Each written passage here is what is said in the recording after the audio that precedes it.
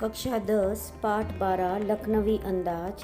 लेखक यशपाल। विधा निबंधात्मक व्यंग। प्रश्नोत्तर। क्या सनक का कोई सकारात्मक रूप हो सकता है?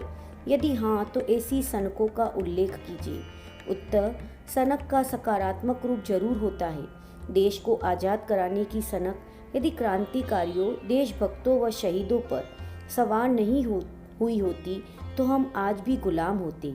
आज जितने भी विज्ञान के चमत्कार हुए हैं वे वैज्ञानिकों की सनक का ही परिणाम है।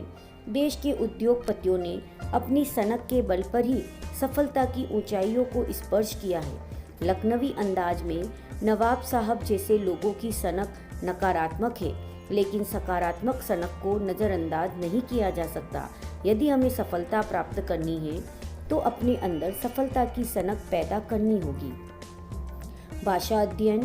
प्रश्न 8। निम्नलिखित वाक्यों में से क्रियापद छांटकर क्रिया भेद भी लिखिए। एक सफेद पोश सज्जन बहुत असुविधा से पालथी मारे बैठे थे।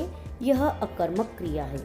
नवाब साहब ने संगति के लिए उत्साह नहीं दिखाया यह सकर्मक क्रिया है। ठाली बैठे कल्पना करते रहने की पुरानी आदत है। बैठे अकर्मक क्रिया है, करते रहना सकर्मक क्रिया है तथा है भी सकर्मक क्रिया है। अकेले सफर का वक्त काटने के लिए ही खीरे खरीदे होंगे। काटना और खरीदे होंगे दोनों ही सकर्मक क्रिया है। दोनों खीरों के सिरे काटे, उन्हें गोद कर झाग निकाला। काटे, निकाला, गोद कर, तीनों ही सकर्मक क्रिया है। नवाब साहब ने सतृष्ण आंखों से नमक मिर्च के संयोग से चमकती खीरे की फांकों की ओर देखा अकर्मक क्रिया है। नवाब साहब खीरे की तैयारी और इस्तेमाल से थककर लेट गए अकर्मक क्रिया है। जेब से चाकू निकाला सकर्मक क्रिया है। अतिरिक्त प्रश्न। हमने भी उनके सामने की बर्थ पर बैठकर आत्मसम्मान में आंखें चुरा ली। इस वाक्य में किस आत्मसम्मान की बात कही गई है?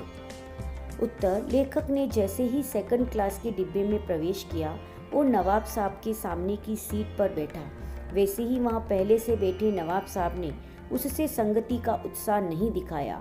तब लेखक को भी नवाब साहब से बोलना आत्मसम्मान के विरुद्ध लगा।